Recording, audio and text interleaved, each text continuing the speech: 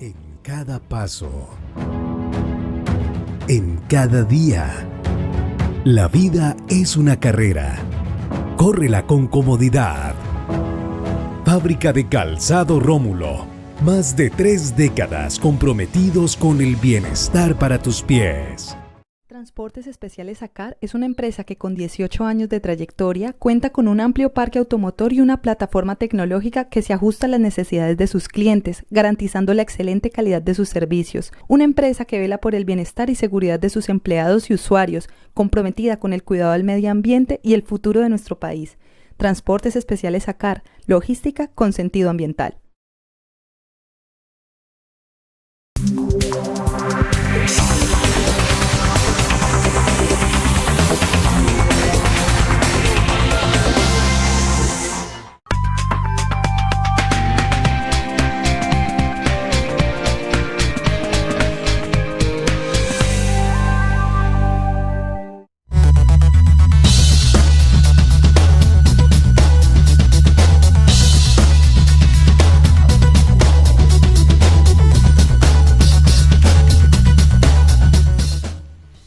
Amables televidentes, se los saluda José Alberto Tejada Echeverry, presentándoles el programa institucional del Canal 2 informativo Nuestra Gente.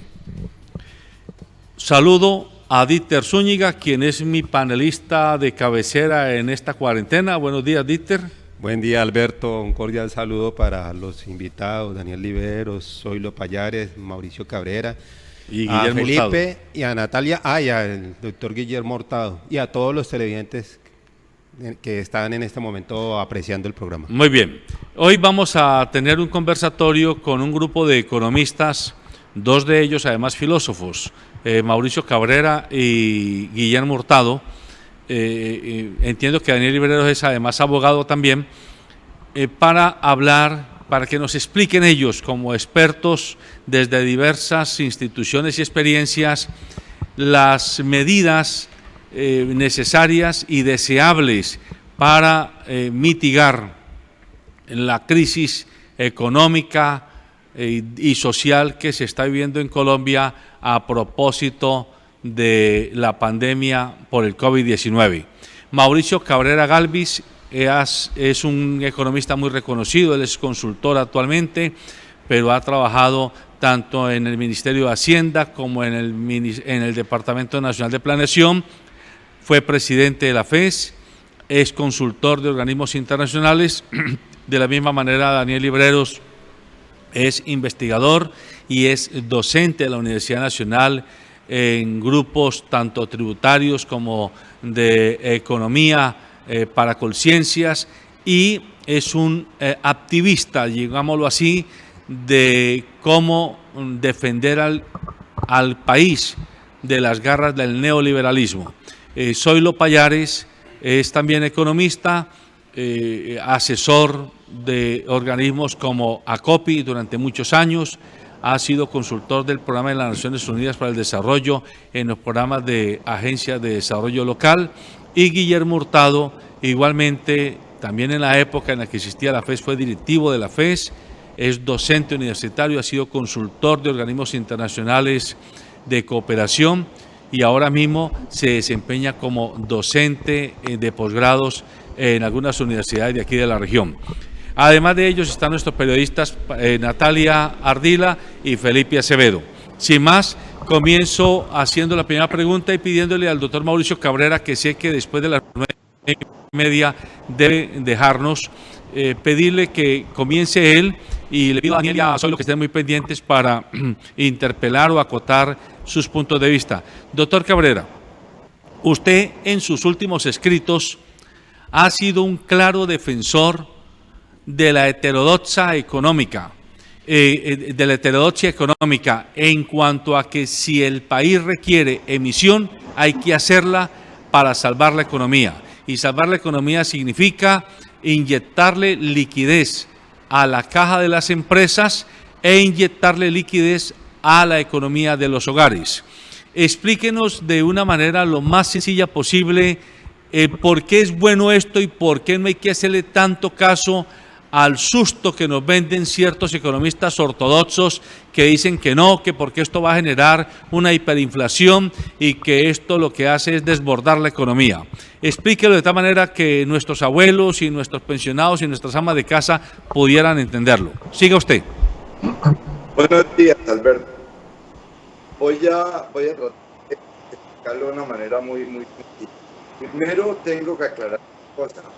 Hasta los economistas más ortodoxos están de acuerdo que se necesita emisión monetaria, es decir, que aumente la cantidad de dinero que está circulando en la economía.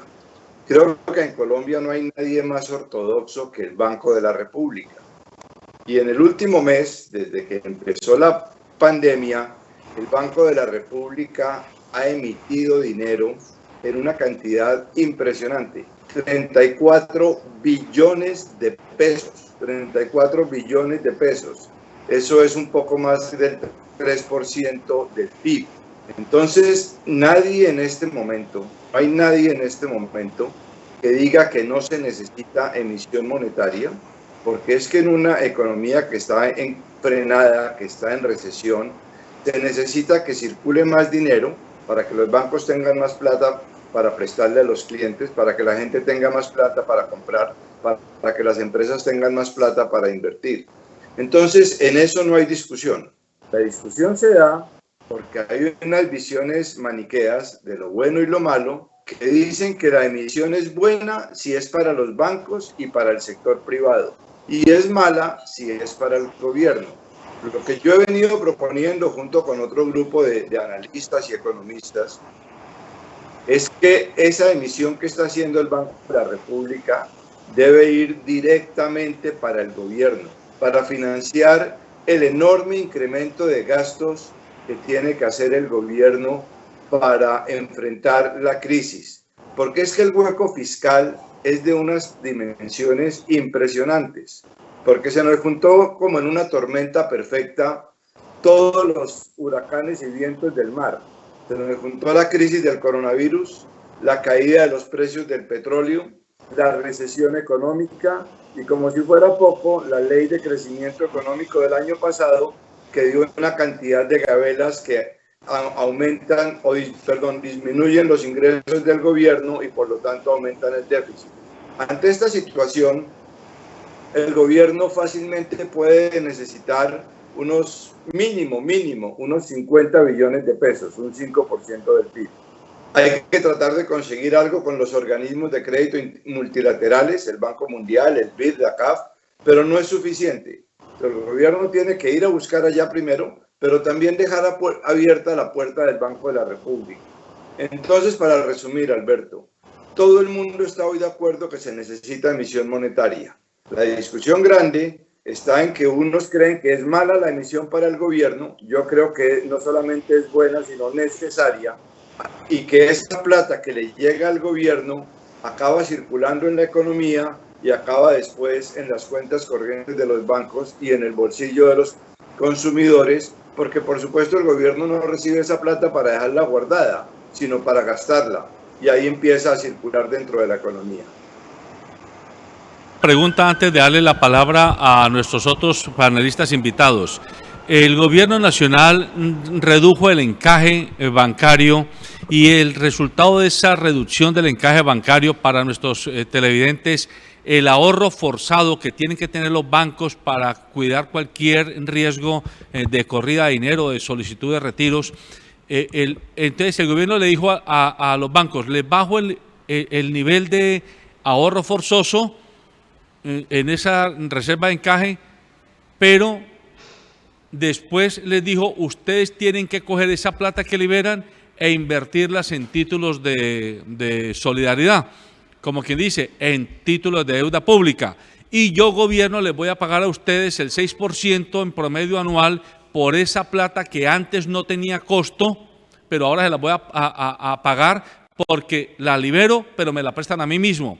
¿No habría sido mejor que el gobierno simplemente le hubiera dicho al Banco de la República, entrégueme a mí una base monetaria nueva, una emisión monetaria nueva a cero costo o incluso al 6%, pagándole, como usted mismo lo dice, al mismo Banco de la República para que la plata quede en el mismo bolsillo?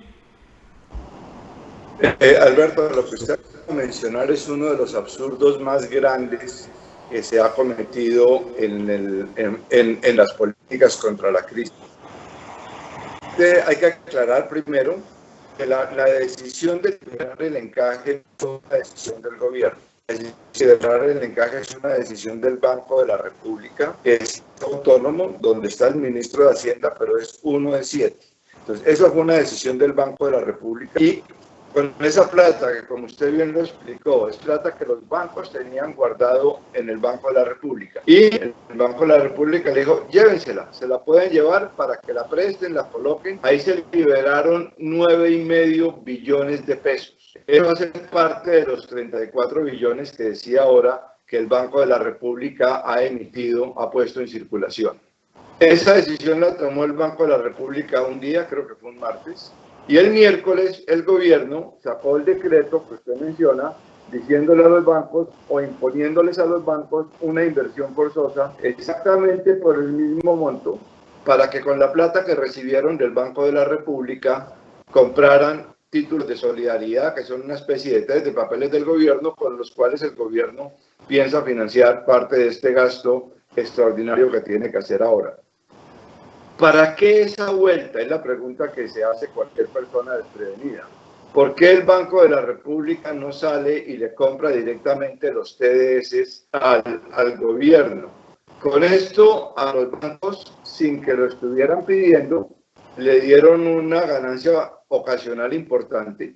Una plata que tenían colocada al cero, que no estaba rindiendo intereses, de un momento a otro va a empezar a rendir entre 5 y 6% anual, lo cual le va a dar, hemos calculado, unos 500.000 millones de pesos de utilidades extras a los bancos, que los acaba pagando el gobierno, es decir, los acabamos pagando todos los contribuyentes, porque, por supuesto, los recursos del gobierno vienen de los impuestos que pagamos todos los colombianos. ¿Por qué el Banco de la República no le prestó esa plata directamente al gobierno en lugar de dar esa vuelta? Esa es una pregunta que no tiene una respuesta lógica. Es simplemente, decía antes, esa visión maniquea que dicen que es bueno que el Banco de la República emita para los bancos, pero malo que emita para el gobierno. Lo que está pasando en la realidad es que el Banco de la República está financiando al gobierno, porque el banco es el que está soltando la plata para comprar esos TDS. Pero no lo quieren decir, no lo quieren reconocer, ¿cierto? Es como perdónenme el ejemplo, la niña que perdió la virginidad, pero la familia no lo quiere reconocer y lo quiere cuidar, no lo quiere confesar, porque eso es perder la imagen. Y es absurdo que por no perder la imagen, el gobierno tenga que gastarse 500.000 millones de pesos pagando intereses que podría dedicar a darle plata a los hospitales, a comprar ventiladores, a comprar mercados para la gente, tantas necesidades que hay hoy en día con esta crisis, y en lugar de eso se le van a pagar intereses a los bancos. Así es. Saludo a Daniel Libreros y le pregunto, Daniel, complementario a los dos aspectos que el doctor Cabrera nos está mostrando en cuanto a la emisión y al costo de ese endeudamiento con la banca privada por parte del gobierno, hay otro factor que mortifica mucho a los colombianos, tanto a los hogares y personas como a las empresas, y es el costo del dinero, el costo de interés que está cobrando una banca evidentemente oligopólica en Colombia. El promedio del costo de endeudamiento está en un 20% para cualquier empresario que vaya a buscar capital de trabajo o un crédito para una línea determinada de inversión. Hoy el gobierno dice los bancos están dispuestos a hacer nuevos créditos. Primero, aparentemente no hay tanta dinámica de nuevos créditos. Lo que sí ha habido es una gran refinanciación, que todos sabemos que refinanciar no es sacar más dinero, sino hacer operaciones contables. Pero hoy, mire, a mí me llegan muchos mensajes de empresarios micros, pequeños y medianos. Esta mañana a las 4:11 de la mañana me entró el mensaje de un empresario de artes gráficas que me decía: estamos desesperados, no sabemos qué hacer, los proveedores no nos quieren soltar mercancía porque temen que nos vamos a ir a insolvencia, porque saben que los bancos no nos están prestando. Llevo un mes intentando que el banco me suelte plata y no he logrado hacerlo. Frente a ello, ¿qué explicación le damos a la gente, a la comunidad, a los empresarios y qué hay que hacer? Primero, creo que estoy de acuerdo con Mauricio Cabrera de que no tuvo sentido ese giro que hicieron de encajes para luego pasar a inversión forzosa de test, que nos va a significar un costo de 500.000 millones de pesos, cuando perfectamente se podía hacer un giro directo al gobierno sin mediar por el sistema financiero. Comparto también lo que él ha dicho públicamente, que sería el momento de acabar con esa medida, de eliminarla y hacer un giro directo como parte, a mi entender también, de giros directos que puede hacer hoy el Banco de la República en general para efectos crediticios y para solventar de alguna manera todo lo que vamos a necesitar para solucionar esta crisis, todo lo que vamos a necesitar de emisión o lo que vamos a necesitar de crédito para solventar esta crisis. Y además no tiene razón el gerente del Banco de la República o los que siguen diciendo que es peligroso para la inflación. Estoy de acuerdo también con la tesis del maniqueísmo monetario, que va a potenciar inflación cuando la demanda está contraída en la forma tan brutal en que está ahora, por efecto mismo pues de la pandemia y de la crisis económica y la parálisis económica que eso significa en el actual momento. Es decir, seguir hablando de inflación en este contexto y en semejante situación nacional e internacional no tiene sentido. Y es maniqueo, tiene razón él también cuando dice que le dan 34 billones de pesos en programas a los bancos, ya no solo los que estamos hablando de 9.4 de inversión forzosa, sino también dieron para comprar títulos corporativos por 10 billones, pasaron lo del decreto 44, o sea, lo de el FAEP y lo del fondo de pensiones también por liquidez bancaria, más todas las ayudas de liquidez, eso suman 34 billones, es decir, no es inflacionario 34 billones de emisión. Ahí incluso ayer salió el cuadro del Banco de la República, se lo mandé a Alberto, en el crecimiento del M1, o sea, el crecimiento tan brutal en los últimos meses de la masa monetaria por vía privada, pero es inflacionario cuando se hace o cuando se plantea una necesidad de crédito para el sector público y en general para que se pueda apalancar hoy en medio de la crisis un crédito diferente al de los bancos. Creo que ahí hay un debate que es muy importante y que hay que colocarlo en la parte, digamos, de lo que puede ser un plan de choque alternativo, dadas las necesidades que tenemos tan fuertes de financiamiento hoy en la actual coyuntura. Y frente a lo que me planteas de crédito, yo creo que es increíble que, y eso pues ha sido un debate hasta en el Congreso, ¿no?, de muchos parlamentarios, que se mantengan las mismas tasas de interés en semejante situación en que estamos hoy. Es decir, es increíble que con una para de la economía, los bancos que se suponen que deben apalancar es producción, tengan semejante situación de expansión por vía más del reciclaje de política monetaria oficial que por vía de lo que es el funcionamiento mismo de la economía. Creo que es el momento de plantearse la necesidad de una ley de emergencia que controle la tasa de interés por lo menos para este periodo, porque estamos en lo que en el derecho internacional se conoce como un estado de necesidad, con una crisis muy fuerte en el sistema de salud y hambre en los barrios. Creo que todos hemos visto lo que está pasando en los barrios de las grandes capitales y la posibilidad pues de que esto nos genere unas revueltas del hambre muy fuertes, por lo menos en las grandes capitales.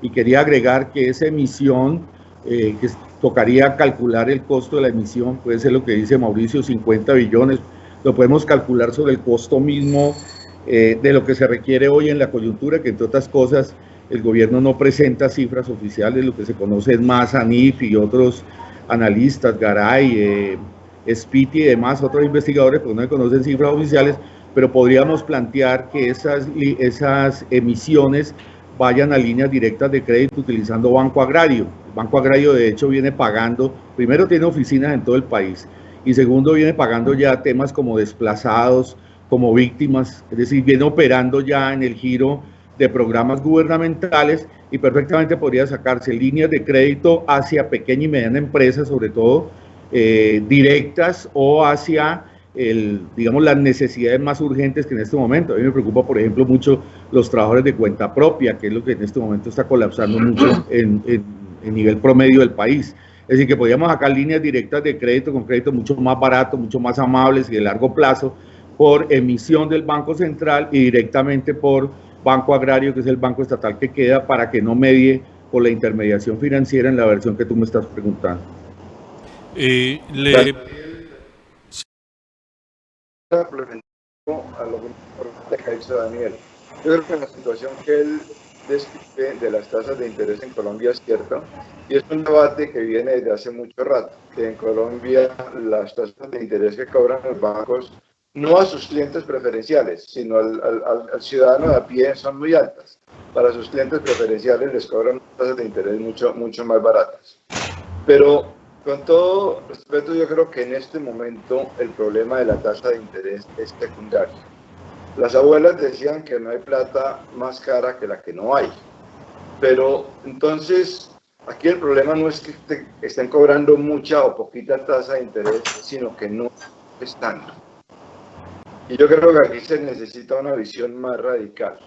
El gobierno ha planteado una salida vía el crédito y ofrece garantías del Fondo Nacional de Garantías y ofrece líneas de redescuento en Bancoldes y en Findeter y en Finagro, ¿sí?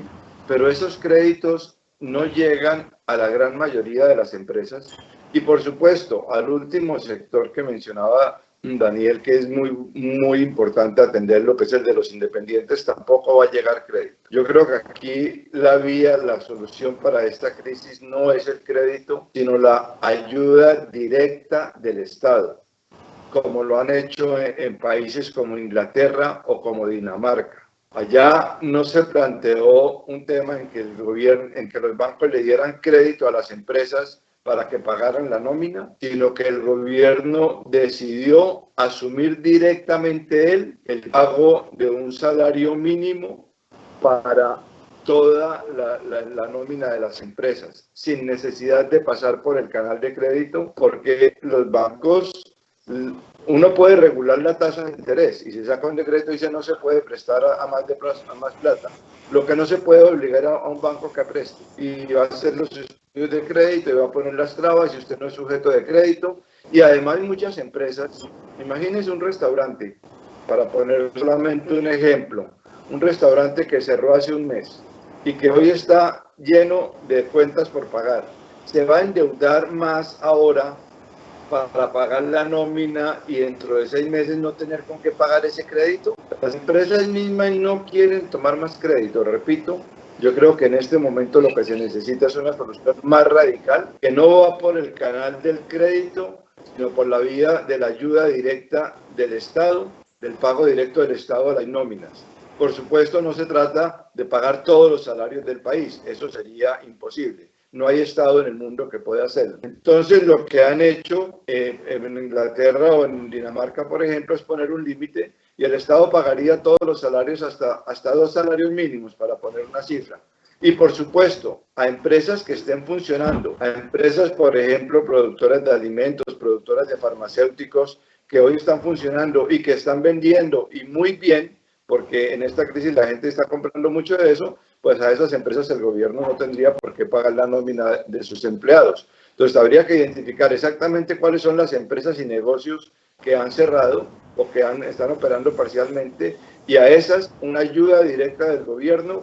No es a las empresas, es que el gobierno asuma el pago de las nóminas. Es que por eso hablé de la posibilidad del Banco Agrario y de líneas directas de crédito, desde el gobierno, que no se intermedien por los bancos. Estoy pensando en tasa de interés que es usurera en Colombia a salida, o sea, no solo de la crisis, sino de mediano y largo plazo. Pero yo estoy de acuerdo con que tiene que ser líneas de crédito, estoy de acuerdo con lo que se ha planteado, que el momento es fundamentalmente del Estado y que hay un colapso de todo el concepto pues mercantilizado, como se conoce, neoliberal del asunto.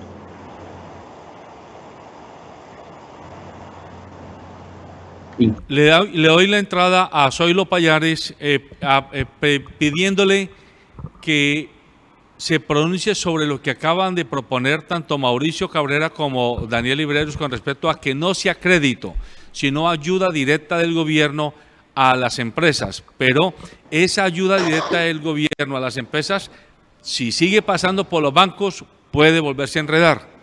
Yo vengo proponiendo desde este programa hace ya algún tiempo que hay que encontrar otro tipo de instancias. Si no es el Banco Agrario o Findeter o Fonade o Bancoldes, el primer piso que directamente entrega la plata a las empresas, que sean las cajas de compensación familiar.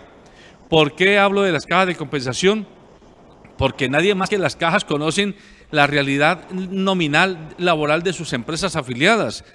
Confandi y Confenalco aquí en el Valle saben cuántas empresas tienen afiliadas y cada empresa cuántos trabajadores tiene, y por ello le reportan sus valores de subsidio familiar, de aportes para fiscales. Luego serían las cajas, valga la redundancia, la caja ideal para entregar la plata directamente a las empresas. ¿Cuál es su posición?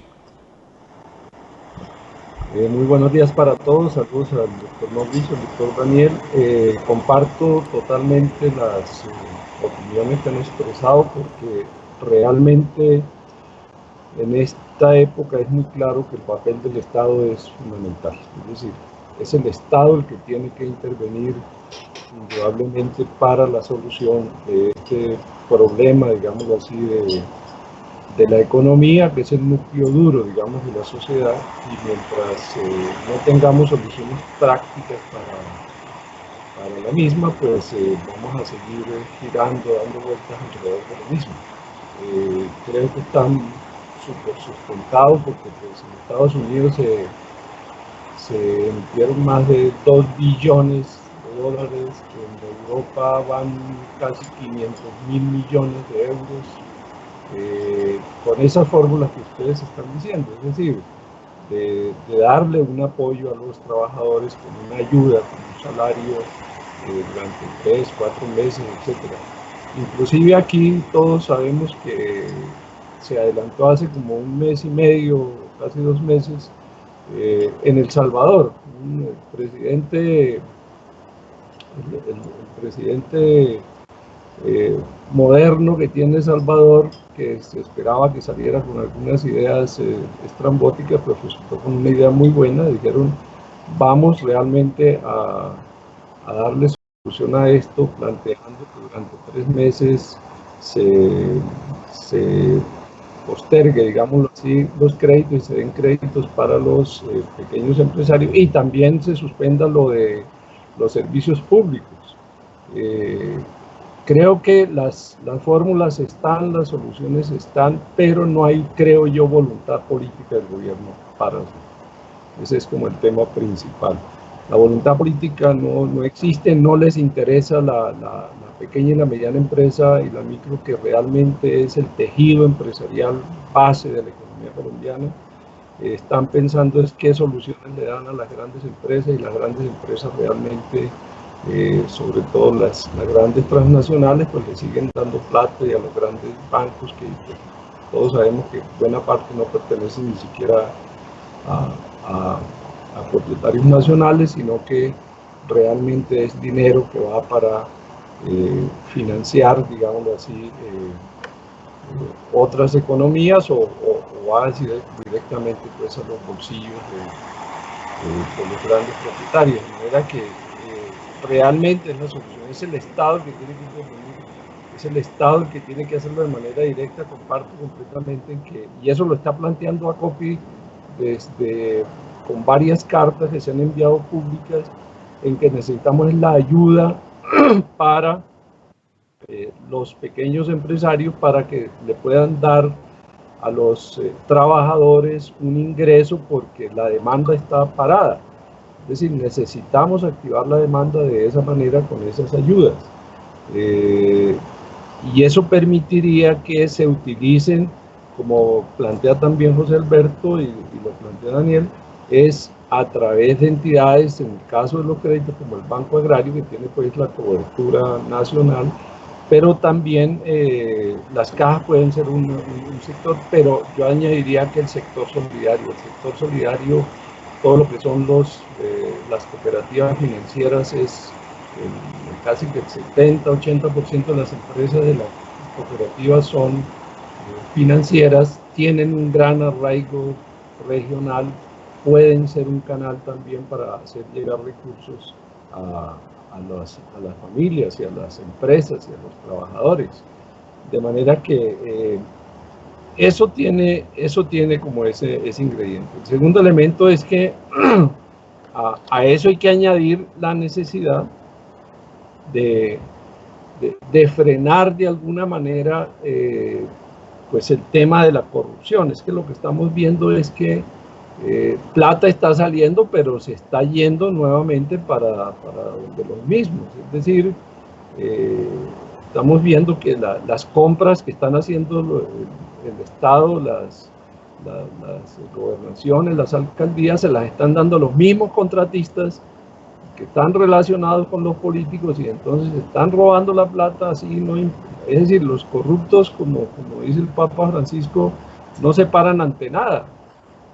Realmente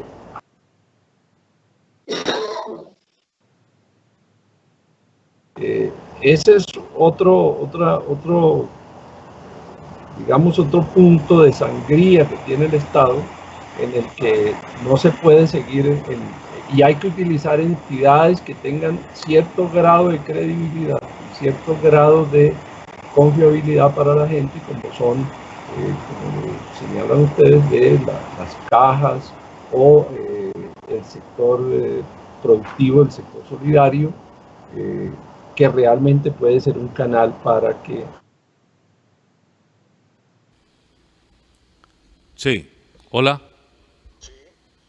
Saludo a Guillermo Hurtado, él es filósofo y economista también, está por teléfono porque no pudo conectarse por Skype. Efectivamente las comunicaciones están complicadas. Guillermo, usted hoy es docente, está dedicado a trabajar en escuelas de posgrado de diversas universidades, pero ha tenido la oportunidad de escuchar las opiniones de los tres economistas que lo han precedido. Ellos están hablando de la emisión monetaria directa para el gobierno, están hablando del costo del dinero que debe ser rebajado para las empresas, y están hablando de los mecanismos de irrigación o los créditos o las ayudas directas del gobierno a las empresas. Denos su punto de vista, por favor. Muy buenas tardes. Quiero saludar también a los colegas, especialmente a Mauricio, que hace tiempos no nos vemos. Miren, y al doctor Libreros. Yo en términos generales estoy de acuerdo con ellos.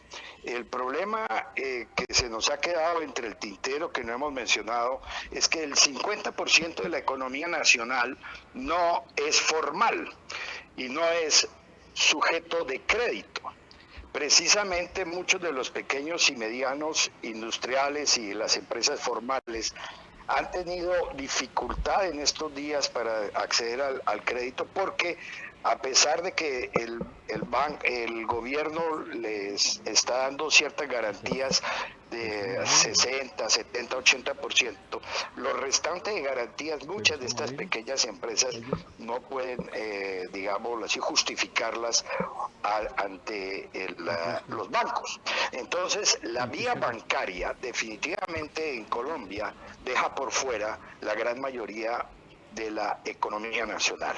Por eso yo estoy de acuerdo en que entre más directo sea, mejor. También estoy muy de acuerdo con el doctor Libreros en que si podemos ir vía el Banco Agrario, con eso podríamos también ayudar al pequeño campesino. Recuerden que el pequeño campesino es, digamos, el gran productor de alimentos diarios en Colombia, y desde hace muchos años está muy descuidado. Nosotros estamos importando más de 3.600.000 toneladas de maíz al año, lo cual implica que hemos dejado a muchos campesinos sin trabajo o con unos renglones mucho menos rentables y menos. Entonces, tenemos realmente que encontrar unas formas más directas, como lo dicen los panelistas, para también poder ayudar a las personas informales, que son buena parte o la mayoría de la economía nacional. Y de eso sí tenemos que, no sé cuál sea el mecanismo, porque son muchos y pequeños. Entonces puede ser supremamente costoso la administración de eso, y no creo que tengamos un mecanismo expedito. Vamos a tener que recurrir a todos los posibles y mucha imaginación en eso. Guillermo, ¿Y usted qué opina de la posibilidad de utilizar a las cajas de compensación en todo el país como ventanilla, como mecanismo repartidor de esos ayudas o de esos incluso créditos que se pueden dar a las empresas, tanto las formales como... Hola. ¿Aló? Sí. A ver, las cajas de compensación podría ser uno de los mecanismos, pero yo tenemos que mirar cuántos mecanismos tenemos y a quién podemos cubrir. Pero nuevamente las cajas de compensación son mecanismos formales. Entonces la economía informal queda por fuera. ¿Bien? Y allí hay una población enorme y muy pobre que requiere ayudas. Está claro. Bueno, doctor Cabrera, usted tuvo la oportunidad de escuchar al doctor Guillermo Hurtado. Es que se nos ha caído el internet, tenemos muchas dificultades de comunicación. ¿El doctor Cabrera está todavía en línea? ¿Lo tengo en Skype? Sí, sí, Alberto. Pero bueno, Guillermo Hurtado está insistiendo en los independientes, en la economía informal, en los que están invisibilizados ante esta situación. Sí, Alberto, me da pena, pero tengo que retirar. Te agradezco mucho la invitación y espero poder participar contigo en otra ocasión. Pero respóndame antes de retirarse sobre qué hacer con los informales, con los independientes, los cuentapropia en este momento. Mira, Alberto, ahí hay dos grupos diferentes. Uno que llamaría yo los vulnerables, son independientes que están todavía en el CISBEN, están en un nivel que ya salieron de pobres, pero están muy cerquita del nivel. Personas que están ganando entre 2 y 4 salarios mínimos. Con ellos, el programa que ha hecho Planeación Nacional es una ayuda y le llega a buena parte de ellos. Tal vez la crítica que se puede hacer a ese programa es que es muy poquita plata, solamente 160.000 pesos. Perdón un momento. El otro grupo es gente que está en una escala un poco más. Son profesionales, inclusive dentistas, terapeutas, etcétera, que vivían de su trabajo al destajo, e inclusive podían llegar a estar pagando seguridad social. Era gente que seguramente aportaba al régimen contributivo y aportaba a pensiones, con salarios alrededor de 4 o 5 millones de pesos. Para este grupo no se ha hecho absolutamente nada. Para el anterior sí. Para este grupo, que digamos es una clase media, no ha habido hasta ahora ningún tipo de alivio, y son personas que están en una situación muy precaria porque dependían de sus ingresos del trabajo diario que hacían. Aquí hay una discusión ética, la tuve el otro día con un compañero, y el Estado debe únicamente ayudar a los más pobres y que esta clase media no merece ayuda del Estado. Evidentemente, una prioridad del Estado sí son los más pobres, eso es cierto, pero que esa sea la prioridad, yo no estoy de acuerdo en que sea la única acción que debe tomar el Estado, sobre todo en situaciones como esta, donde los afectados es toda la población. Eso lo que quiere decir es que el Estado tiene que conseguir más recursos, porque también tiene que ayudar a ese grupo de la población que hoy está pasando dificultades muy grandes, porque tienen obligaciones, tienen que pagar arriendo, tienen que comprar mercado, tienen que pagar la pensión, la matrícula del colegio de sus hijos, de pronto tienen que pagar la cuota del carro. ¿Sí? Gente que ya ha llegado a un nivel de vida intermedio, pero que no tienen ninguna capacidad de ahorro, que no tienen en sus cuentas de ahorro ni esto plata para sobrevivir más de un mes, y que necesitan de todas maneras la ayuda del Estado. Doctor Cabrera, le agradecemos el tiempo que nos ha dedicado en este programa y esperamos poderlo volver a llamar en los próximos días, porque parece que el fenómeno de este desbarrancamiento económico que vivimos en el país va a durar para largo. Dieter, ¿tiene alguna pregunta? Yo comparto plenamente lo que dice Mauricio Cabrera, es decir, se necesita una visión más radical para superar una crisis. En época de crisis, pues uno dice, si acude uno a un estado de emergencia económica. Hola. Hola. No. Hola. ¿Sí, me escucha? Bueno, ante una situación de estas, uno dice, ya dijeron qué es lo que se espera del Banco de la República, pero también reconocen las limitaciones que hay frente a incidir en esas políticas de parte del Banco de la República. O sea, ¿qué se puede hacer en ese sentido? El estado de emergencia facultaría a un gobierno, que ahí es donde está el otro problema, ¿no? Que es la visión que tenga el gobierno, para adoptar medidas como las que aquí se están planteando, es decir, que el Banco de la República pierda en cierta forma su autonomía frente a esta situación y se adopten esas políticas que aquí se está diciendo, o simplemente eso sería imposible, tendría que esperar a ver cuál es la voluntad que las directivas del banco tengan al respecto. Daniel, tiene la palabra usted para responder esta pregunta. No sé, un tema que no quería dejar de lado antes de responder la pregunta que me hace Víctor es, no sé si se alcanzó a oír por efecto del Internet, de lo malo que está el Internet, la comunicación, y es que esas ayudas de liquidez también son profundamente desiguales. Es decir, nosotros estamos hablando de una banca súper concentrada, donde 8 grupos financieros tienen casi que el 80% de los activos, lo que se decía, un mercado pequeño, un mercado financiero pequeño, pero totalmente concentrado. Luego esas ayudas lo que van a hacer es a favorecer todavía más esa concentración.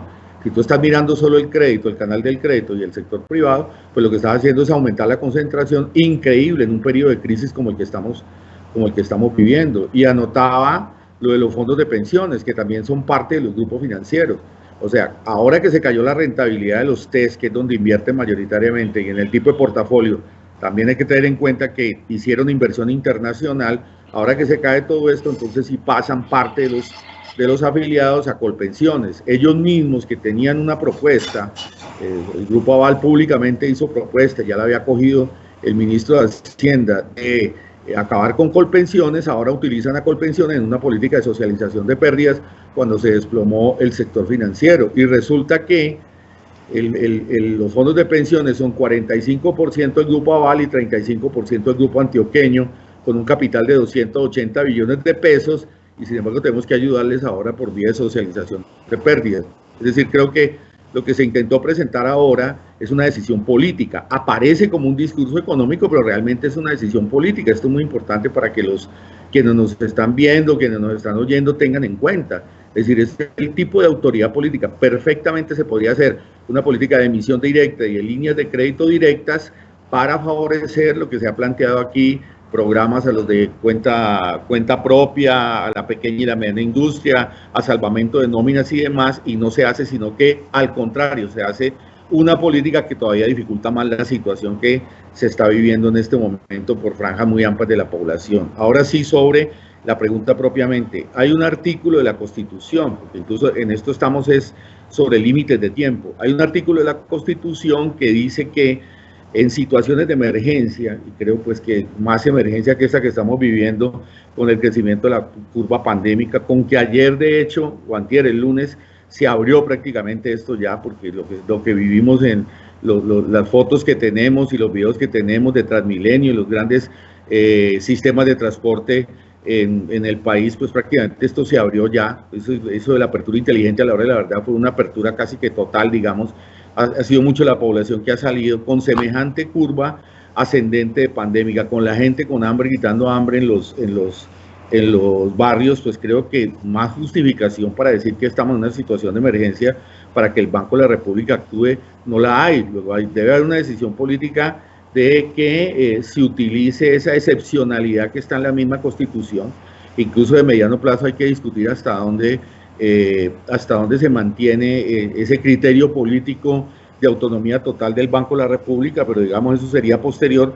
Pero ahora, para contestarle a Dícter, estaríamos hablando de que se utilizaría ese efecto de emergencia para hacer una emisión que intentaría beneficiar a las capas que están más damnificadas con líneas directas de crédito. Estoy de acuerdo que hacia las cooperativas y hacia el sistema de ahorro, digamos, todo lo que aparece en el país como sistema de ahorro, sería muy importante también inyectarlo y nutrirlo, ya lo he dicho, por vía de líneas directas de crédito. Y adiciono un tema final, es decir, creo que, y esto lo podemos discutir después, los programas de focalización dan una cobertura muy poca. Es decir, lo que estamos hablando de devolución de IVA, que entre otras cosas lo hicieron para justificar la ley de financiamiento, que esto también es necesario discutirlo.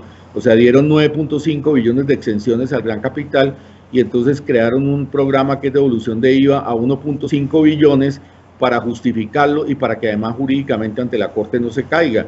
Pero todos estos programas de focalización, de familias en acción, de Sisbén y demás, no te dan más de 4 billones y no te cubren lo fundamental de la población que en este momento está en la calle. Nosotros hemos hecho un cálculo en el Centro de Pensamiento Fiscal y calculamos de que más o menos pueden ser 5 millones de familias las que pueden estar afectadas en un tipo de situación como la que estoy anotando. 5 millones de familias, si les pagáramos a razón de un salario mínimo, son 5 billones mes. En una situación de emergencia son 15 billones, que es totalmente manejable con emisión. Además, si le reduce los 4 billones que ya hay de programas de focalización, son 11 billones, que es menos de la tercera parte de lo que le están dando por vía indirecta a los bancos. Luego sí se puede hacer un plan distinto de política social y de intento de recuperación de la crisis por otro lado. Insisto, es un tema de voluntad de las decisiones que pueda tomar el Banco Central y en general la política del Estado. Por vía de esa excepción también se podría, dijéramos, suspender el sistema de banda, dijéramos, entre un mínimo y un máximo del interés e imponer un interés en el mercado. Lo que ocurre es que estamos hablando de un canal directo de crédito. Lo que decía Mauricio es cierto en parte. Cuando yo hablé de reducir tasa de interés, lo estaba haciendo para los créditos que ya están andando y los créditos de emergencia y tal, o sea, reestructurar o hacer cesación de créditos, pero el canal importante es la línea directa del Estado, es decir, la emisión directa del Estado a programas y a utilización de esos dineros para lo que he planteado, es decir, para política social y para salvamento, sobre todo de pequeñas y medianas empresas y de cuenta propia, lo que anotaba Mauricio al final de los profesionales, etc. Perfecto. Zoilo, su turno para que haga sus comentarios. Sí, José Alberto, yo creo que de las últimas cosas que se han dicho, enfatizaría en lo siguiente.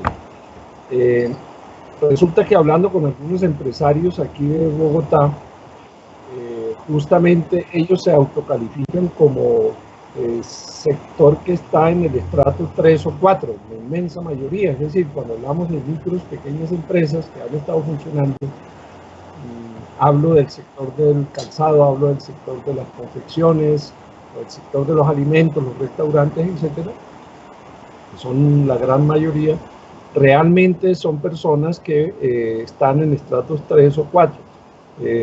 Lo que se decía es cierto, no hay apoyo para este sector.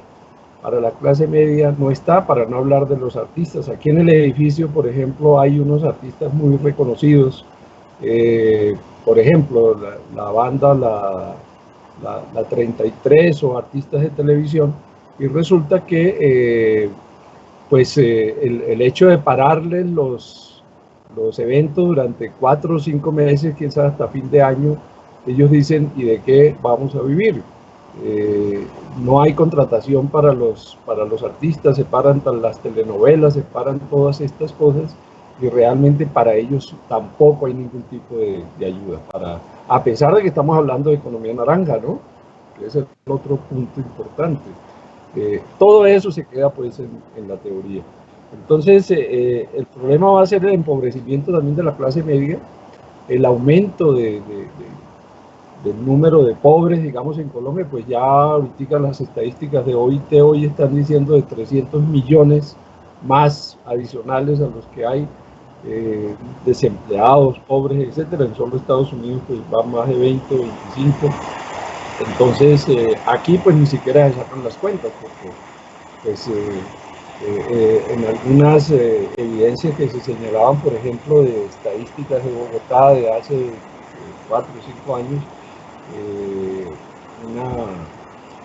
un observatorio que hay de Bogotá mencionaba que prácticamente el 80% de la población en Bogotá es pobre. Realmente aquí la clase media y la clase alta pues realmente es muy poca, como en todas las ciudades.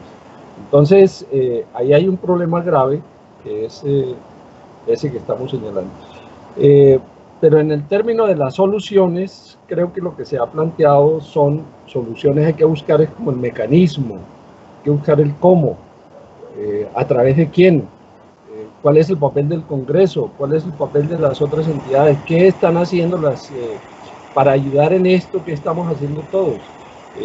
Otro tipo de propuestas, digamos, que irían como en esta dirección para recoger plata y para poder redistribuir de alguna manera para aliviar esta situación, pues están saliendo pues, propuestas en WhatsApp y en foros y en esta cosa, ¿cómo podemos contribuir todos? Entonces uno dice, estos salarios altísimos que tienen, por ejemplo, los funcionarios públicos altos, sobre todo, para decir algo, los ministros, los senadores, los representantes, los congresistas en general, o el director de los fondos de pensiones, el señor Montenegro y compañía, que tienen 30, 60 millones de pesos, ¿por qué no rebajarles a la mitad?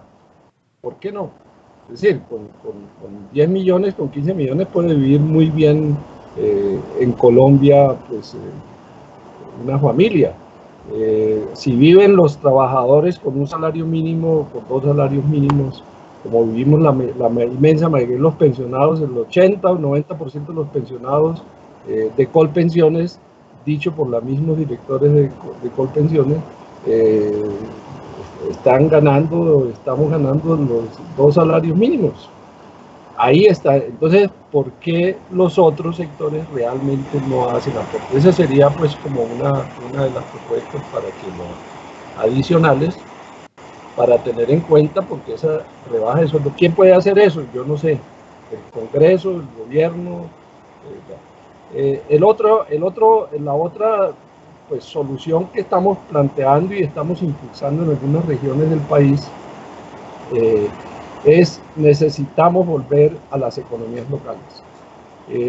Estamos fomentando la formación de circuitos económicos locales, solidarios sobre todo, que permitan que dentro de una provincia, dentro de una misma región pequeña, poder juntar más los productores con los compradores y de esa manera también disminuir los costos para el consumidor final, porque cuando se llega del productor a la mesa, pues realmente el producto hace que aliviemos también la carga de los ingresos para la familia, y estamos hablando ahí de todos los estratos, ¿no?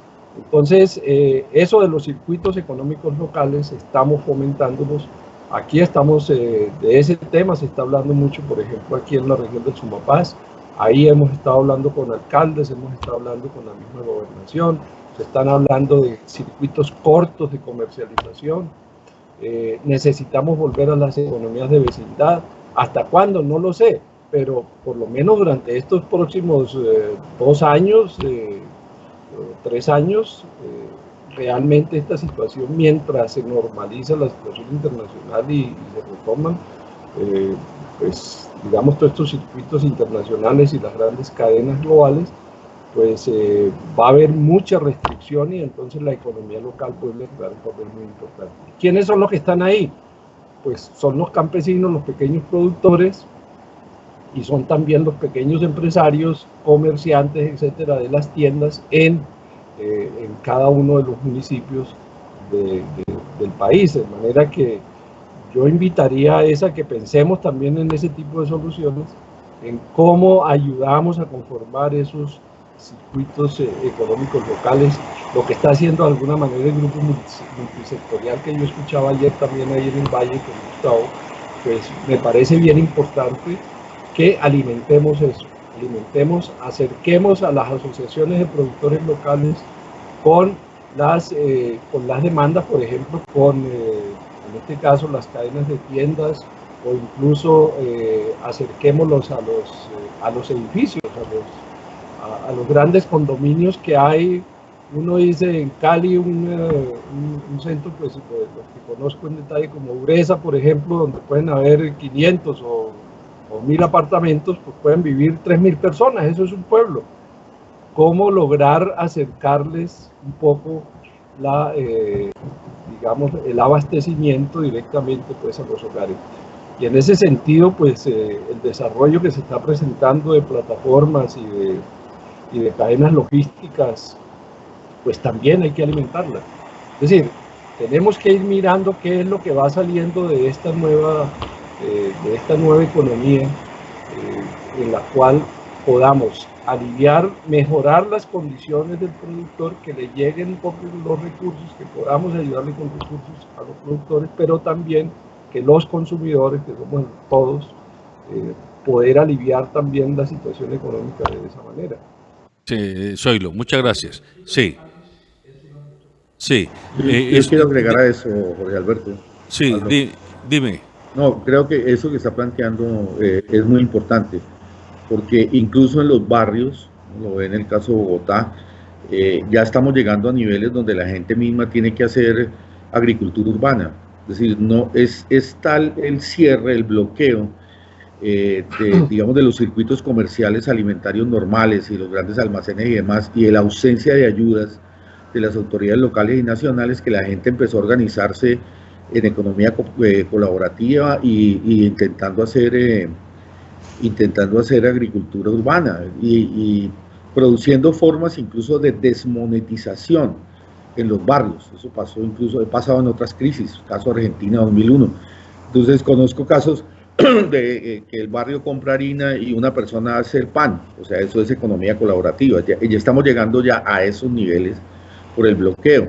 Por eso es muy importante lo que se está planteando a propósito de fortalecer la economía local y a pequeña escala, porque incluso está demostrado en temas de salud que es mucho más sana ese tipo de agricultura que la que importamos con grandes desplazamientos de barcos, aviones y demás con efectos contaminantes de carbono, que es uno de los temas también que se debe discutir, porque todo esto del extractivismo, que ahora está en crisis muy fuerte, ha terminado por producir un cambio climático que destruye pues la humanidad y la atmósfera y demás. Por consiguiente, lo que se está planteando apuntaría no solo a una situación, a mi modo de ver, no solo una situación transitoria, sino a futuro también un modelo más amigable con la naturaleza que soporte en economías locales producción y distribución de alimentos.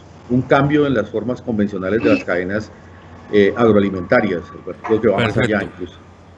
Perfecto. Escuchamos de nuevo a Guillermo Hurtado, a quien lo tenemos en la línea porque fue imposible hacer la conexión Sky. Guillermo, tanto Zoilo Pallares como Daniel Libreros han estado, y bueno, y Mauricio Cabrera antes de retirarse, están hablando de que hay un sector que, digámoslo, no se está teniendo muy en cuenta, es los estratos 3 y 4, o sea, la clase media, que tiene el peligro es de empobrecerse. Ya había salido de la pobreza, pero ahora puede devolverse a la situación de pobreza. Y dos, están hablando ambos de cómo recuperar pospandemia las ideas de los circuitos económicos locales, la agricultura urbana, los mercados entre conjuntos residenciales, por ejemplo, donde en una ciudad como Cali, que puede tener 4.000 conjuntos residenciales, decía Zoilo, en una sola unidad pueden vivir 3.000, 4.000 personas. Eso equivale a un pueblito pequeño. ¿Cómo resolver todo eso? Usted que es experto, denos su punto de vista. A ver, mil gracias. A ver, primero que la idea de utilizar el Banco de la República como un mecanismo de emisión para favorecer a ciertas clases es bien interesante, más si, como dice el doctor Libreros, y que se puede controlar sin que sea una cosa que cause un enorme impacto a la inflación. Si es una emisión que es controlable y demás, nos puede reactivar precisamente esas economías locales, esas economías pequeñas. Fíjese que especialmente en Cundinamarca, y sé que en otras partes del país también lo usaron, los alcaldes se pusieron de acuerdo e hicieron trueque. Villapinzón le mandaba papa a la mesa en Cundinamarca y la mesa le mandaba panela, por decir cualquier cosa. Luego esa idea de utilizar las pequeñas economías regionales y locales, que lo que produce uno lo puede intercambiar con otro, Y si esas economías pudiéramos activarlas directamente, digamos, con emisión del Banco de la República, pues la cosa sería mucho más llevadera para las clases medias.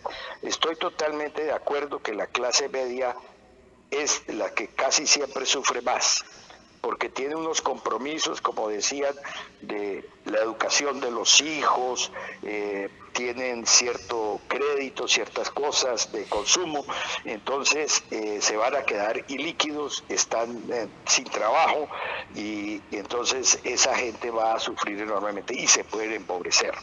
Una manera, como dices tú, es que si yo en mi casa puedo producir tamales para mis vecinos y mis vecinos me producen otra cosa, podemos intercambiar y podemos hacer unas cuentas locales mucho más fáciles y de esa manera mantenernos activos.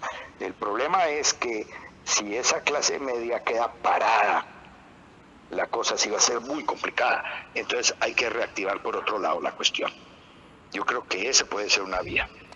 Es claro. Le doy la palabra a Natalia Ardila, nuestra periodista, que me está pidiendo pista para hablar con los panelistas.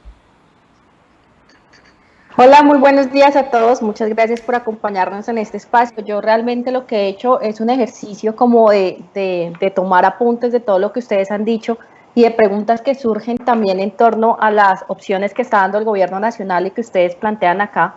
Y me concentro también como en esa clase media que no es beneficiaria de los subsidios del gobierno nacional porque no está en un estado de vulnerabilidad que los beneficie con las políticas actuales de esa entrega de subsidios, pero que tampoco tienen como el capital y los ahorros suficientes para poderse mantener durante un periodo de tiempo largo. Inclusive nosotros hemos estado haciendo entrevistas a independientes y empresarios informales y lo que nos dicen es que más de un mes no tendrían cómo suplir sus necesidades y eso es hablando mucho. Entonces las preguntas que surgen y que ustedes han contemplado acá y que hago como una serie de resúmenes, ¿qué pasaría con los créditos que se les quieren entregar a los empresarios si no tienen con qué pagarlos en 5 o 6 meses? Digamos que ahorita logran reunir toda la cantidad de papeles que se les exigen para que se los desembolsen, pero si más adelante no hay flujo de dinero de la inversión que hagan con esos créditos, pues con qué los van a pagar. Y de igual forma las personas con qué comprarán cuando surja esa reactivación económica de la que tanto nos hablan, si se están quedando sin empleo, si en este momento las necesidades básicas que se tienen que satisfacer están relacionadas con el pago de un arriendo, el poder tener alimentos en su despensa y demás, y no necesariamente el poder salir a comprar y poder activar la economía cuando hablamos de turismo o de restaurantes y demás. De igual forma, bueno, vuelvo y remito como esa idea de la clase media que no es beneficiaria de subsidios del Estado, que no tiene seguramente un trabajo tan estable o que en este momento le hacen un corte a su salario, pues cómo va a mantenerse en lo largo del tiempo y que se le debería dar entonces prioridad a motivar e incentivar la economía solidaria como una herramienta para poder proveernos dentro de la comunidad de lo que necesitamos a un menor costo, sin intermediarios, con calidad y que no genere entonces una mayor inversión de las familias. Creo que la economía familiar es la que se está viendo más afectada en este momento de aquellas personas que pues están quedando definitivamente sin flujo de caja y que no podrán bajo ningún modelo acceder a los créditos del Estado, pero que sí tiene créditos cuyos bancos pues no se los van a mantener congelados todo el tiempo, sino que en algún momento harán lo propio, lo que saben hacer, que es cobrar por diferentes medios. Ese es como el resumen que quería hacer. Yo quisiera como revisar de pronto el tema de los informales, sé que ya lo tocaron, pero hay una realidad que está desbordando al país y es que la mayor preocupación es en la informalidad, que sabemos que es muy alta y que no se registra dentro como de los beneficios reales y que también muchas veces pues son víctimas de estas cadenas de gota a gota y esas economías informales que también van a pasar cuenta en algún momento cuando todo esto se despierte un poco de lo que está pasando Colombia en este momento. Palabra a nuestros panelistas. Le doy la palabra a Felipe Acevedo para que nos haga reporte de las redes sociales. ¿Lo tengo en línea, Felipe? Felipe. Perfecto. Entonces, Daniel, tienes la palabra. creo que el momento amerita un plan de choque y en particular tener en cuenta esos sectores profesionales que en este momento están viviendo unas dificultades enormes y los bancos no siguen cobrando la misma tasa de interés. Por eso la propuesta de que es importante que se hagan líneas de crédito directas del Estado y que vayan directamente al sistema de salud. No nos puede olvidar la situación en que en este momento está el sistema de salud, que es bastante dificultosa, al sector de ahorro y a programas directos, digamos, de ayuda. Incluso estoy de acuerdo con subsidio a nóminas o sostenimiento parcial de nóminas durante este periodo, siempre y cuando haya un compromiso de los empresarios, obviamente, de no hacer despidos. Incluso el Banco de Inglaterra está haciendo líneas directas a las empresas bajo este criterio. Es decir, no sé, tú que sabes más, Jorge Alberto, cuánto puede ser el patrimonio bruto de una pequeña y mediana empresa en Colombia, establecer un criterio tope sobre eso y hacer unas líneas de crédito distintas y favorables a la pequeña y la mediana empresa. Hay un tema que yo quería... ¿Aló? Sobre ¿Aló? esa línea que estás diciendo, en algún momento yo había planteado que a través de las declaraciones de renta de las empresas micros y pequeñas y medianas que estamos formalizadas, perfectamente podría tenerse un indicador de ingresos y patrimonio declarados que pudieran servir como referente para una línea de crédito proporcional. Correcto, esa sería la idea. Y la idea sería que sea directo, porque incluso se está hablando de renta básica, lo que yo propongo, renta básica en general como una discusión a futuro, pero renta básica extraordinaria para los próximos 3 meses. Y yo dije, nosotros en Bogotá, en el Centro de Pensamiento, lo calculamos en 5 millones de personas sumando estos programas de focalización, más lo que se conoce de informalidad, que a $1 millón de pesos, o sea, salario mínimo, mes, no sería tan costoso para el Estado y para una política de emisión con líneas directas, ¿ya? Pero eso significaría que también para estos sectores profesionales y demás, había que tener programas especiales también por fuera de los canales convencionales de crédito privado. Es decir, allí habría que buscar mecanismos también favorables a este tipo de situaciones. Y el asunto es que también a mediano plazo se nos va a agravar esta situación cada vez más y está colocando al desnudo que toda esta política tributaria de exenciones, aquí se habla de la última ley de financiamiento, la llamada ley esta pues de desarrollo en el último diciembre, las exenciones fueron altísimas y continúa una política de exenciones que ha demostrado que en la actual crisis es difícil mantener una política de esas características. Por consiguiente, volver a temas como el impuesto a la riqueza, acabar con las exenciones, hacer una reforma estructural, yo diría que ya hacia el año entrante, porque este año es bastante difícil por la situación económica, pero que sea democrática, que cumpla con los principios constitucionales de la redistribución de la equidad y la progresividad tributaria. Es decir, que se acabe esa idea de que lo fiscal es un costo para los grandes empresarios y que por consiguiente no deben tributar, dizque para que aumente la inversión, que ha fracasado y ha colapsado, y que hoy, con los sistemas de salud que tenemos y con las dificultades que estamos presenciando de hambre y demás, ha confirmado hasta el cansancio que esa política fiscal no tiene sentido. Incluso uno podría proponer que ya se sacara una ley que detenga las exenciones de la última ley tributaria, que son 9.5 billones, eso desde el punto de vista fiscal. Es decir, hay salidas. Sí, Daniel. Sí, Daniel, te interrumpo para a ti y también para Zoilo y Guillermo. ¿Y cómo ven ustedes la posibilidad de utilizar esa nueva modalidad jurídica que el gobierno ha comenzado a incentivar, que es el de las empresas B2B, empresas coparticipadas, donde la propiedad es compartida con los trabajadores, que es como un híbrido del modelo europeo, español, italiano, francés, que a finales del siglo pasado comenzó a reflotar incluso economías en esos países? ¿Habría una alternativa para ese tipo de empresas que no son exactamente cooperativas, sino empresas, pero donde el capital es coparticipado por los propios trabajadores y los inversionistas? José Alberto, sobre eso yo pensaría... ¿Sí? Sí, sigue. Sobre eso yo pensaría lo siguiente. José Alberto y compañeros. El tema es, hay que repensar el Estado y hay que repensar el modelo de la economía. Este ejercicio que están haciendo ustedes y que está haciendo muchos centros de pensamiento, que está haciendo pues todo el mundo, está repensando, nos toca repensar ese Estado que tenemos, nos toca repensar ese modelo de desarrollo económico. Yo creo que hay que retomar algunas cosas allí de lo que se está planteando teóricamente, por ejemplo, el último libro, lo que está planteando Piketty, por ejemplo. Hay que abrirnos a nuevas cosas. Se está hablando de la economía del bien común, se está hablando de nuevas economías, de la economía ecológica, de la economía, pues, es decir, hay una cantidad de apodos para la economía moderna que son ideas emergentes, pero algunas que se han hecho a nivel experimental, como en pequeños lugares y eso. Creo que eso vale la pena repensarlo, aprovechando que seguimos encerrados, para que al final tengamos una luz, porque el problema cuál es que uno ve en el conjunto de la sociedad, es que todos planteamos cositas pequeñas, sueltas, independientes, pero el modelo como tal sigue vivo, sigue siendo el mismo.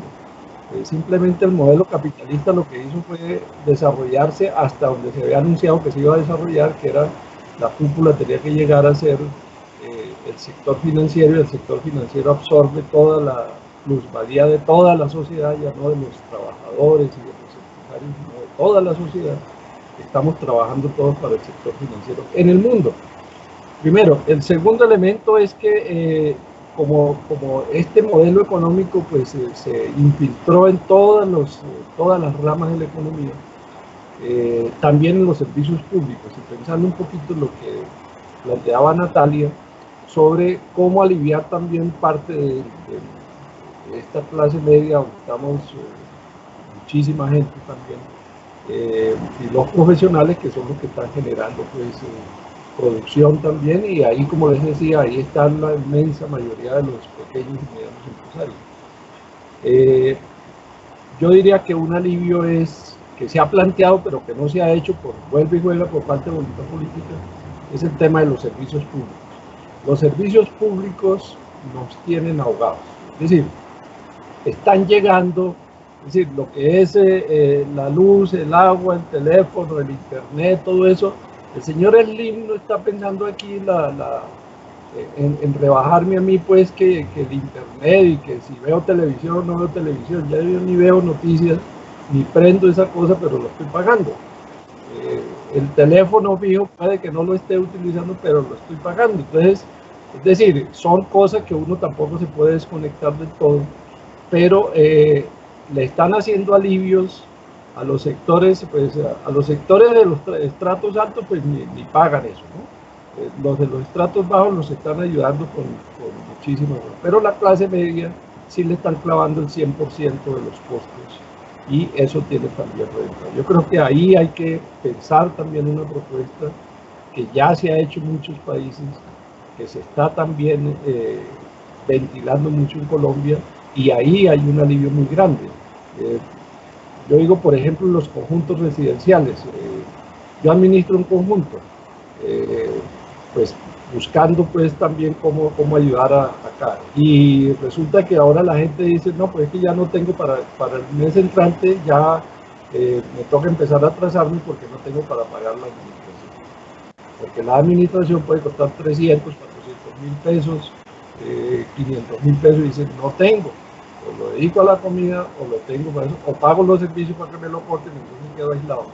Creo que todo eso son partecitas de un modelo que tenemos que ir repensando e irlo haciendo coherente. Y creo que este ejercicio que se está haciendo con el canal, sumados a todos esos centros de pensamiento, se puede repensar el Estado y el modelo económico, porque no podemos salir igual a como entramos en esto, porque si no, pues perdimos el año. Alberto, Muy quiero opinar sobre eso. Sí, Daniel, sigue. Mira, primero, creo que tiene razón, se tiene mucha razón en lo que se dice. Es decir, aquí tenemos que mirar esto como una crisis histórica. Es decir, no es simplemente una crisis coyuntural. Aquí está fracasando el sistema internacional de salud por privatizaciones. el sistema de patentes médicas, la expansión incontrolada de la agroindustria, el extractivismo como fuente energética única. Es decir, creo que tenemos que colocarnos en eso y efectivamente temas como los servicios públicos, creo que lo dije en este programa, pero a mí me alarmó que uno de los primeros decretos del gobierno fue que tuvieron que conectar el agua a 230.000 hogares, estamos hablando de 1 millón de personas porque no tenían para pagar el agua. Es decir, creo que un modelo a futuro, y te digo también, en el caso del sector eléctrico, en Bogotá, en el ENGESA está subiendo las tarifas de los servicios públicos con el argumento de que por el confinamiento está aumentando el consumo de los hogares, cuando se suponía que había decretos diciendo que se congelaban los servicios del sector eléctrico y demás, y desconoce que está parada la industria, que es mucho más fuente energética que los hogares, y siguen subiendo las tarifas. Es decir, creo que esto anuncia que temas como el agua, los servicios públicos domiciliarios en un modelo a futuro tienen que ser pagados por el Estado, tienen que ser reconocidos como bienes comunes de la humanidad. Es decir, que la humanidad tiene que tener mínimo agua y elementos potables, elementos de potabilización y de servicios públicos esenciales contra un modelo que privatizó absolutamente todo. Eso por un lado. Y el otro tema, porque es muy interesante lo que está planteando a propósito del colapso del modelo económico en general y de Piketty y todo lo demás, es que también, y era un tema que quería discutir con Mauricio Cabrera, desafortunadamente salió porque él está en contra de la moratoria de la deuda, pero si, de la deuda externa sobre todo, pero si tú te pones a ver hoy, estamos en un momento de crisis muy fuerte del sistema del dólar a nivel internacional. Es decir, no solo está colapsando el modelo económico de bienes materiales, sino también el sistema financiero internacional basado en el dólar. Hoy, por ejemplo, hay una gran discusión porque la crisis del petróleo está arrastrando una franja muy grande de instrumentos financieros en la banca norteamericana. El circuito del dólar está cayendo muchísimo y están emitiendo unas cantidades enormes de dinero en Estados Unidos. Estamos hablando más o menos de 6 billones de dólares a tasa de interés cero, que ya la gente empieza a decir hasta dónde va a aguantar este sistema en la pospandemia. De hecho, incluso la subida del precio del oro o incluso temas como el Bitcoin, que ya están subiendo a nivel internacional, anuncian una desconfianza de los inversionistas al dólar. En ese contexto, en toda esta crisis del sistema financiero internacional, seguir jugando a que no se puede discutir el tema de la deuda, cuando incluso aquí ya muchos exgobernantes en América Latina están planteando condonación. Yo diría que el momento es de cesación porque las condiciones de disparada del dólar y de baja del petróleo van a ser absolutamente inviable el pago de la deuda en los próximos tramos, a no ser que hiciéramos un sacrificio tributario enorme. Luego, creo que ese es otro tema también en el asunto de recursos y en lo que se está planteando como salidas, digamos, frente a la crisis coyuntural y en el mediano plazo. Yo creo que aquí vamos a presenciar relevos geopolíticos, que el tema del petróleo por el posicionamiento de Rusia, Arabia, China no va a quedar igual ahora, que el tema del sistema financiero internacional basado en el dólar va a tener fuertes tensiones. Es decir, hay que colocarse no solo en lo nacional, sino también en lo internacional en el marco de este modelo que terminó produciendo algo que reconoce pues hasta el Papa hoy, y es que el 1% de la población concentra más o menos el 60% de los activos del mundo. Correcto. De nuevo tenemos a Guillermo Hurtado. Guillermo, nuestros panelistas en la mesa están hablando de la necesidad de repensar el modelo económico, el modelo social, el modelo empresarial de nuestros países. Daniel insiste en que hay que renegociar la deuda externa, negociar una condonación de la deuda. Y yo le estoy planteando, ¿cómo ve usted la posibilidad de recuperar empresas a través de un sistema de capitalización, no solo de pasivos laborales, sino de ingresos frescos por parte de los trabajadores, para que hayan empresas coparticipadas por trabajadores, como lo han hecho en Europa a finales del siglo pasado? A ver, yo estoy totalmente de acuerdo con lo que están diciendo. Tenemos que repensar el modelo. Perdonen que me eche para atrás un poquito de historia. Simultáneamente con la caída del muro de Berlín y la disolución de la Unión Soviética, sí, creó el capitalismo como única alternativa económica posible. y se llevó al extremo de lo que hoy llamamos neoliberalismo, y con eso se hizo la apertura y la globalización. Estoy hablando de 1989-1992. Bien, de allá a acá lo que hemos hecho es fomentar el mercado a ultranza como mecanismo de solución y de toma de decisiones económicas. Y lo que pasa con eso es que el mecanismo de mercado es muy bueno siempre y cuando se cumplan las condiciones del mercado libre, que rara vez en los sectores económicos se logra. Entonces, por eso se hizo la gran concentración del ingreso en los últimos 30 años, y Colombia es uno de los peores países en coeficiente de Gini, que está muy alto, similar al del Brasil y Jamaica, que son de los peores del mundo. Entonces, eso ha llevado a los extremos que tenemos hoy. Vale la pena pensar en dos cosas. Uno es solucionar el corto plazo, que es lo que nos está afectando diariamente, pero podemos aprovechar esta crisis y este problema para tener una solución de mediano y largo plazo. Yo estoy de acuerdo con que miremos nuevos modos de hacer asociaciones en las empresas, como sí, yo estuve en enero visitando una canadiense que está invirtiendo en ese tipo de organización campesina en el Bichada y en otras partes del país, donde los campesinos van a ser partícipes de las utilidades. Entonces lo que ellos me decían es: los dueños van a ganar, no tanto como antes, pero van a ganar.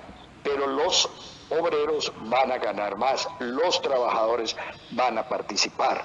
Entonces, eso está muy bien. Lo que hablábamos el otro día, podemos pensar y reactivar las cooperativas. El sector cooperativo en Colombia se desdibujó a finales de los 80s y los 90 y se volvieron bancos, y ese no era el objetivo de las cooperativas.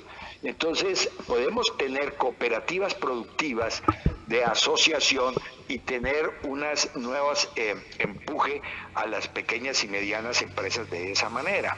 Luego, yo sí creo que debemos aprovechar la oportunidad y pensar un poco más allá de lo que va a pasar pasado mañana con el arriendo de la gente y este tipo de cosas, sino pensemos cuál es el sistema económico que realmente queremos y qué podemos hacer. No es abrirnos a la apertura totalmente y a la globalización. Fíjese lo que hizo Japón a finales del siglo XIX. Cuando se llegó el gran comercio, dijo: no, yo no estoy lista, cerró fronteras y se volvió muy eficiente en algunas cosas que consideraban básicas, y por eso comenzaron una industrialización diferente y llegaron a ser la potencia que son hoy. Lo mismo hizo Corea. En 1953 el ingreso per cápita de Corea era cercano al 10% del ingreso per cápita colombiano, y el de ellos hoy es 5 veces mayor que el nuestro. Entonces podemos realmente pensar qué tipo de economía queremos, qué sectores vamos realmente a impulsar, y que hagamos de esta sociedad algo más sólido y más equitativo. Así es. Le doy la palabra a Felipe Acevedo, que lo tengo pendiente en línea. Felipe. Sí, señor. 10 de la mañana, 29 minutos. Los saludo a ustedes en estudio y a los invitados, y por supuesto a nuestra compañera Natalia. Televidentes reportando sintonía a través de las redes sociales. Están comentando respecto a la economía actual del país. Algunas personas dicen que hay muchas alternativas, se deben de buscar, especialmente con los bancos y el gobierno, que solucione pronto para que no nos veamos más adelante con situaciones bastante complicadas. Pero antes de escuchar 3 audios referente a la economía de nuestro país, pues quiero saludar a Mónica Henao, que a través de la fanpage está conectada con nosotros, dice buenos días. También está Andrés, que reporta sintonía diciendo: excelente programa, Dios los bendiga por mantener informados al pueblo. Y Roberto Botina dice que el Banco Popular está pagando las pensiones después del 8 de mayo. Estos son comentarios respecto a la economía que está viviendo el país actualmente, y ellos a través de las redes están manifestando sus opiniones. Empecemos a escuchar audios porque hay gente que tiene diferentes opiniones. Empezamos aquí en Cali. Cristian, un joven del barrio La Merced, quiere manifestar respecto al tema del día de hoy con los invitados, y pues escuchémoslo a esta hora de la mañana. Ahí está. La economía va a estar bastante afectada ya que las personas nos enseñaron a una economía más digital. En cuanto a los que se dedican al día a día, opino que sí van a tener muchos problemas y pues los bancos no sé cómo van a tener que ayudar o si es conveniente que ayuden. Recomiendo más una ayuda del gobierno porque un trabajador independiente que no tiene una experiencia crediticia o que le dé un gota a gota significa que ya es porque le debe a los bancos o un banco ni siquiera le ha dado un préstamo. Entonces, para quien no tenga experiencia crediticia, que el banco abra más posibilidades. Y para las personas que tengan una experiencia crediticia fallida, que los bancos los vuelvan a dar una posibilidad de que se integren y darle una solución a estos sistemas de riesgo. Del barrio La Merced nos vamos para el distrito de Agua Blanca. Allí Sebastián también tiene opiniones referente a los bancos y esta hoy se la estamos escuchando. Ahí está. Yo creo que el problema más grande que va a dejar esta pandemia es el endeudamiento, sea con entidades bancarias o sea con personas naturales directamente, pero las personas económicamente, la gran mayoría va a estar muy mal. Yo creo que los bancos deberían ponerse en los pies de cada persona y no cobrar tantos intereses, sino que darle facilidad de pago a las personas endeudadas. Sebastián, gracias. Y también por acá, antes de ir con el último audio, volver a estudio, dice Patricia, apoyo la opinión del invitado, que los servicios públicos sean pagados por el gobierno a meses venideros. Escuchemos otro audio, en esta ocasión desde el departamento del Cauca, desde Piendamó, nos están viendo conectados a través de nuestra web www.canal2.co y también quieren opinar referente al tema por parte de la economía y la situación actual en Colombia. Escuchemos este último audio. Sí, buenos días, soy Javier Suárez de acá del municipio de Piendamó, Cauca. Yo pienso que esta crisis ha generado y seguirá generando un impacto negativo en la parte económica en los hogares colombianos. Creo que el gobierno tiene que tomar alternativas o estrategias fundamentales para poder solventar los recursos que se necesitan en este momento. Los bancos son una parte importante, esencial, pero no solamente para facilitar los créditos, sino que los bancos tienen que generar otras alternativas como condonar o bajar las tasas de interés para poder que las personas, sobre todo los más afectados, que son la parte estrato medio bajo, medianas y grandes empresas, personas que son independientes, que son las personas más afectadas en esta pandemia. Entonces, creo que se deben generar alternativas, buenas alternativas, para que la economía de Colombia pueda surgir. Muchísimas gracias, Javier. Ahí están las opiniones de diferentes televidentes aquí en el Valle del Cauca y por supuesto en otros departamentos que nos ven. Doctor Tejada, ¿usted tiene más en estudio? Sí, Adelante. voy a cerrar con Dieter Zúñiga, que tiene un comentario, pregunta. Sí, no, Alberto, de todos modos hay una preocupación, dijéramos, entre lo que es el deber ser y el ser. Uno cuando oye a todos estos economistas, uno ve que todos coinciden en cuáles son las políticas que se tienen que adelantar en materia económica para salir adelante de la situación, pero lo que uno ve es que por parte del gobierno y por parte del Banco Central no se están adoptando las medidas que supuestamente debieran ser.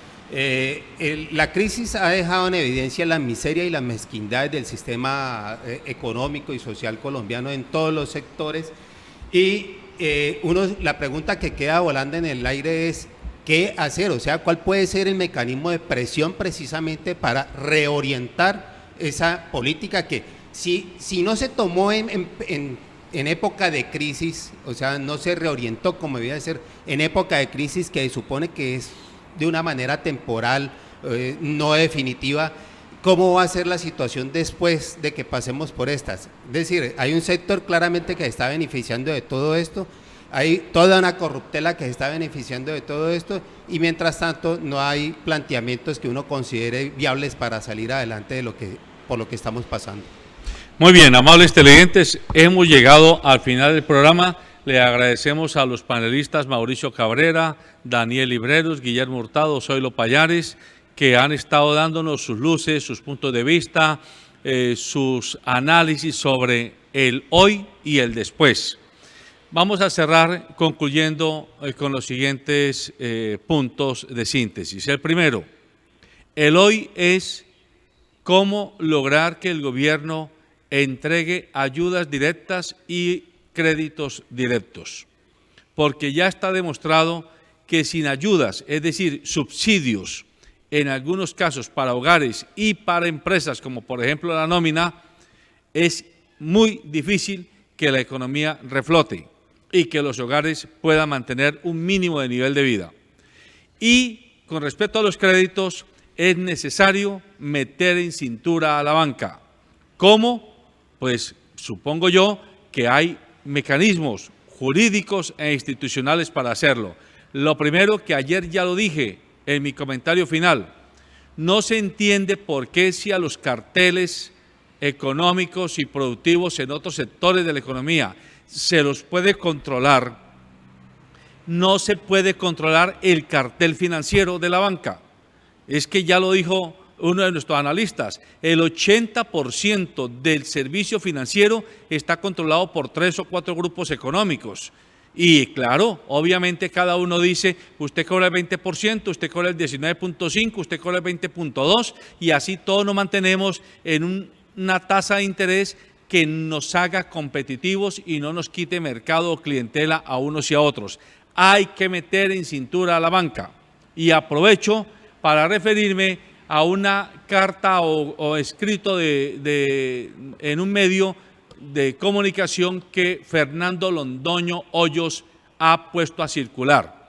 Él ha dicho que todos los que estamos cuestionando a la banca somos mamertos, izquierdosos, comunistas, que no creemos en el capital, en el sector privado, y que lo que estamos predicando es que entreguen la banca a un poco de ineptos para que esos ineptos hagan fiesta con los recursos financieros. No sé a quién se refiere el señor Fernando Londoño Hoyos, pero hay que dejar claro que no estamos contra la banca, estamos contra la práctica de los banqueros, que es distinto, porque no somos tan tontos y tan necios para dejar de reconocer que la banca es parte del sistema macroeconómico del país y que sin banca la economía no va a tener dinamismo, porque ella cumple un papel de correa de transmisión entre el capital, dinero y los bienes y servicios que finalmente todos producimos y consumimos. Pero que no se vaya a pretender que por defender a la banca hay que cerrar los ojos ante los abusos de los banqueros. Son dos cosas muy distintas. Dicho eso, sigamos. En el después hay que pensar qué va a pasar con la clase media, porque, claro, si somos políticos, todos decimos hay que atender a los pobres más pobres, a la base de la pirámide. Y si somos políticos, hagámosle pasito a la cúspide de la pirámide, porque ellos son los que nos mantienen en la política. Y la clase media, que somos los que finalmente producimos, trabajamos, pagamos, consumimos. ¿Qué pasa con nosotros? ¿Qué pasa con esa enorme cantidad de hogares colombianos y bueno, en muchos países, que somos ese fuelle donde la economía puede manejar sus desequilibrios y puede potenciar sus sinergias? A la clase media hay que ponerle cuidado, porque sin clase media los sectores pobres no van a tener expectativas de movilidad social, y sin clase media los sectores elitistas y más ricos de la economía no van a tener un mercado de consumo, un mercado de usuarios que les mantengan los negocios que ellos manejan y las pingües ganancias que les dejan. Adicionalmente a ello, hay que pensar, o mejor, repensar el modelo, como lo han dicho nuestros analistas. Porque una cosa es, resolvamos el problema de hoy, cómo comemos, cómo pagamos nómina, cómo mantenemos un mínimo de actividad. Pero otro es, ¿y qué? ¿Y nos reflotamos para seguir por lo mismo? ¿Mantenemos un Estado dependiente de una inversión extranjera? Óigame bien, una inversión extranjera directa que no es precisamente inversión para generar riqueza económica, sino para extraer riqueza económica. Y me estoy refiriendo a la inversión de las multinacionales mineras, a la inversión de las multinacionales que vienen a trabajar en nuestros bosques tropicales. Estoy hablando de la inversión de las multinacionales que vienen a trabajar en nuestros páramos y en nuestras aguas. Esa inversión no es precisamente para generación de riqueza interna, sino para expoliación, para sacar la riqueza interna y llevársela como utilidades para otras partes. Así que también hay que repensar qué entendemos y qué enfocamos como inversión extranjera deseable en nuestro país. Y a la par con ello, ¿qué pasa con la deuda externa? ¿Y cómo así que debemos tanta plata? Debemos el 30% de nuestro Producto Interno Bruto y nadie nos explica por qué. ¿Y qué se ha hecho con esa plata de endeudamiento? Y vamos a ver, y seguro que si descorremos la alfombra, vamos a encontrar que mucha de esa plata de endeudamiento externa terminó en las manos de los Odebrecht que todos conocemos, de las Rutas del Sol que todos conocemos, de los Reficares que todos conocemos y de muchas otras instituciones y negocios impresentables que han terminado endeudando al país con deuda pública extranjera y con deuda pública extranjera, pero que al final la paga el gobierno, o mejor el Estado colombiano, con los recursos de que disponemos y que generamos como Producto Interno Bruto. Hay que hacerse esas preguntas y no hay que cerrar los ojos, como lo dijo Mauricio Cabrera. No sigamos viviendo de apariencias. Corramos la cortina y miremos por la ventana a ver qué tanto está empañado el vidrio de nuestro ventanal y qué tanto está despejado el horizonte que tenemos por delante. Y en ese repensar el modelo surgen ideas como las agencias de desarrollo local, los circuitos económicos locales. Es decir, no estamos negando la economía de lucro y la economía capitalista, no la estamos negando, pero estamos diciendo que la economía capitalista y la economía de lucro también puede tener otros actores, y esos actores son, por ejemplo, organizaciones empresariales coparticipadas por los trabajadores. Muchas empresas se van a quebrar seguramente. Podría ocurrir que copiemos modelos que funcionaron en Europa a finales del siglo pasado para que los trabajadores capitalicen sus acreencias laborales y reciban créditos e inyecciones frescas del gobierno para que ellos tengan una participación accionaria en el capital de esas empresas a reflotar. Pero igual también en el sector agrícola se puede pensar en las sociedades agrícolas de transformación que han funcionado muy bien en Europa Occidental y que han demostrado que logran inclusión de muchos campesinos individuales que a través de un sistema híbrido de cooperativas y de comercializadoras participadas por ellos mismos terminan haciendo de colchón social y de colchón económico para sus actividades empresariales. Y por último, decir que en ese repensar el modelo las cooperativas juegan, pero ojo, cooperativas multiactivas, cooperativas productivas, cooperativas de comercialización, cooperativas de servicios, no cooperativas financieras. El cooperativismo financiero debe convertirse en una actividad de la multiactividad, pero no puede reemplazar la multiactividad de las cooperativas, porque ya se demostró con creces que el cooperativismo financiero termina con el síndrome del banquero, no termina sirviendo a los asociados y termina destruyendo valor de la coparticipación.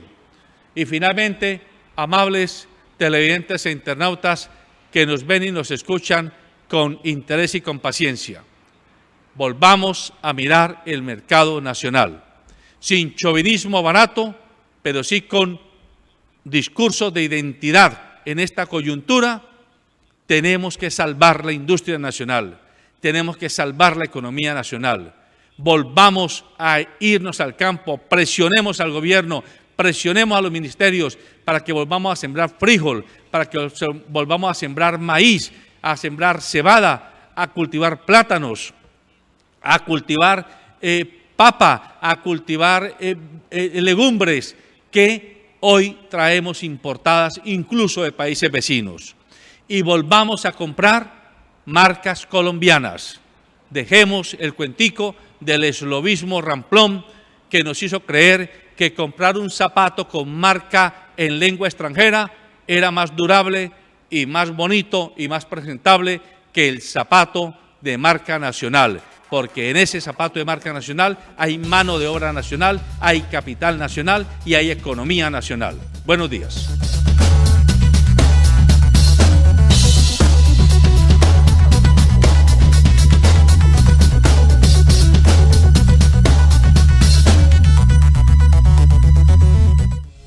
En cada paso, en cada día, la vida es una carrera. Córrela con comodidad. Fábrica de Calzado Rómulo. Más de 3 décadas comprometidos con el bienestar para tus pies. Transportes Especiales ACAR es una empresa que con 18 años de trayectoria cuenta con un amplio parque automotor y una plataforma tecnológica que se ajusta a las necesidades de sus clientes, garantizando la excelente calidad de sus servicios. Una empresa que vela por el bienestar y seguridad de sus empleados y usuarios, comprometida con el cuidado del medio ambiente y el futuro de nuestro país. Transportes Especiales ACAR, logística con sentido ambiental.